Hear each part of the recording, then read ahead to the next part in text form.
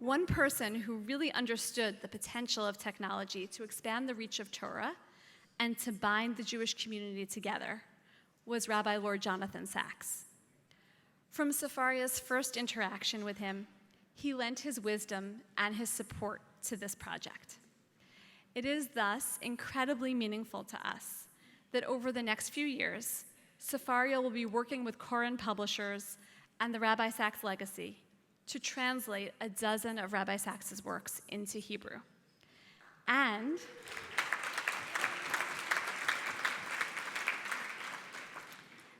to make all of Rabbi Sacks's Koren library, several dozen volumes, available for free on Sefaria.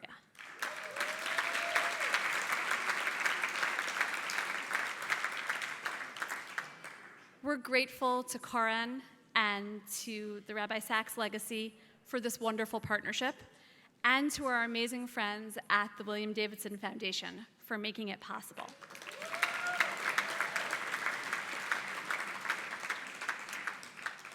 It is my honor to introduce Gila Sacks, Rabbi Sacks's daughter, to share some words about her father's legacy. Sefaria is one of my favorite things in the entire contemporary Jewish world. It is taking cutting-edge technology and doing something very spiritual by it. What it is doing is opening up the rich treasury of our texts. We, the people of the book, the people that never stopped writing and commenting on books. And it's opening that up to all Jews and indeed everyone, everywhere. And secondly, it is allowing that extended conversation to be trackable, the way one text begets another text, and all the voices of our history are in conversation, trying to decode what God is trying to tell us about how we ought to live. You fulfill the mitzvah of Talmud Torah and made the Sefer Torah, the Sefaria of our people and our soul, available through this great technology across the world.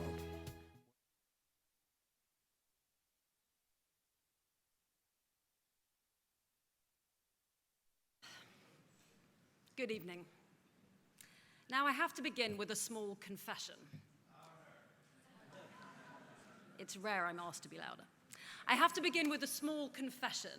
I am a huge fan of Sefaria, to the point where, and I'm not sure if he remembers this, but when I first met Daniel, your CEO, I was so excited to tell him of my enormous enthusiasm for Sefaria that I think I probably resembled a teenage fan meeting a rock star.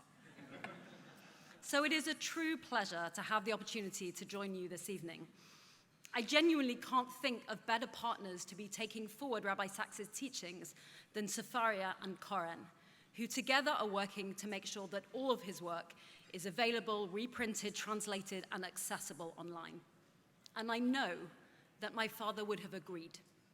So let me explain a little about why that is. This past Shabbat, we read Parshat Ki Tisa, where we read the description of Moshe coming down from Sinai, holding the two luchot, the two tablets of stone, on which the Torah had been inscribed by God. Says the verse, then Moses turned and went down from the mountain bearing the two tablets of the testimony, tablets inscribed on both their surfaces. They were inscribed on the one side and on the other. The commentator Rashi asks, what does it mean they were inscribed on both sides? Why does it emphasize this point? And he quotes the Gemara and explaining that the letters could be read on both sides, and this was a miracle. But why was it miraculous that they could be read from both sides? Well, you might remember that Chazal teach that the tablets of stone were not made from conventional stone, but rather from sapphire.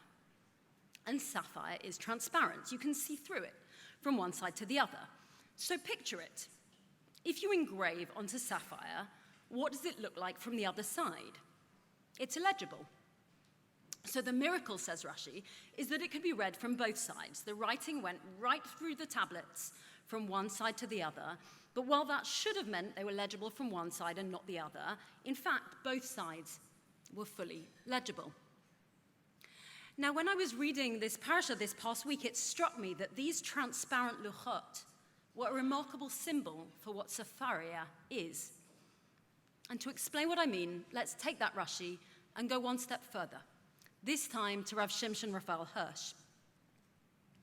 Says Rav Hirsch on this pasuk, that if the law is to be taught, and the tablet on which it is brought is written on one side only, then the person holding it is in a dictatorial position towards the people to whom he proclaims.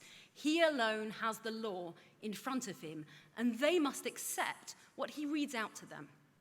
He is the indispensable intermediary between the people and the law. But if the same law is visible on both sides, if the law presents itself all time equally to Moses and the people, then the law comes down directly to the nation and every member of the nation.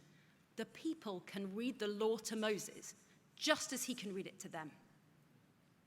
To me, that's breathtaking. The luchot were legible on both sides so that everyone could take ownership of Torah. Every individual could read it and interpret it for themselves. And for the first time, they didn't need Moshe. Sefaria has built the modern luchot, opening up the world of Jewish learning to everyone and helping to make genuinely universal Jewish literacy a true possibility, perhaps for the first time in modern times. But as I reflected upon it more, I realized that actually Sefaria is doing something more than that. Because the writing on the luchot were fixed in time. They were literally set in stone. And perhaps as a result, they couldn't survive in that form. But what survived? Not the stone, but the word. When Moshe looks back at this moment in Torah, this time from the vantage point of the end of his life, how does he describe it then? And he says, "And God spoke these words to your whole congregation at the mountain, out of the fire and out of the clouds, kol gadol velo yasaf, with a mighty voice and no more. And God inscribed them on the tablets of stone." Now, I've got to tell you, I have a very bad memory, but I remember distinctly my father pointing out these words to me when I was just a child. The verse says, God spoke at Sinai, kol gadol velo yasaf. But what does it mean? As Rashi points out, it's a highly ambiguous wording. It could mean one of two things. Velo yasaf means the voice sounded once and never again. Or is it as the Targum translates it, velo pasak, a great voice that sounded and never stopped? It's totally ambiguous. Did the voice happen once and never again, or once and ever again? Rabbi Sacks explained that the reconciliation of that contradiction is that there were two modes of communication, the written Torah and the oral Torah. The written Torah was written once and never again. But the oral Torah has never ceased. From the days of Moshe to today, Jews have engaged in that mandate that God gave us to interpret his word afresh in every generation. And that is what Sefaria and its partners are making possible. Not simply opening up the Jewish canon for all to learn, but making possible the continuing Jewish conversation that has continued throughout the generation and continues today around the globe. The conversation that doesn't simply study Torah, but expands it, creates it, enriches it. Rabbi Sacks wrote, Judaism is, in short, an ongoing conversation between that once and once only divine voice that sounded at Sinai and the human interpretation of those words that has continued in every generation since. It is the great conversation that has never ended. And that, for me, is Rabbi Sacks' legacy. One voice in a great conversation, which, thanks to you, will continue. So on behalf of the Rabbi Sacks legacy and in behalf of my family, thank you. To the William Davidson Foundation, to Ethan Davidson and all the trustees of the foundation, to Darren McKeever and to Carrie Altman. To Sefaria, to Daniel Septimus, to Sam Moed and James Rothschild, and to Matthew Miller and all the team at Koren, and to each of you who are supporting their work. Thanks to you, Rabbi Sacks' work will be available to a new generation, to new readers around the world, and can continue to be a part of the Jewish conversation for decades to come. Rabbi Sacks was a passionate supporter of Sefaria from the very beginning.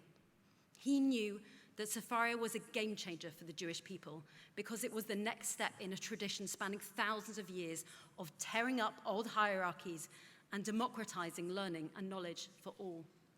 But more than that, he knew that by placing Jewish learning into the hands of Jews everywhere, Sefaria could help to renew the place of Torah in the Jewish conversation. Because at times, when Jewish lives, Jewish freedom, the Jewish home is under threat, it is and has always been Torah which binds us together as a people. As we say at the climax of Yom Kippur, Ein lanu shi'ur rak haTorah hazot, when all else may feel fragile or under threat, this is what we hold on to. What we have is Torah. Torah which gives us a language for our pain and our hopes, which calls to us in responsibility, which is, in Rabbi Sacks' words, a counter voice in the conversation of humankind. Today, more than ever, the world needs our voice in that conversation. Kol gadol velo pasak, the great voice which never ceased. It's time to find our voice again. Thank you.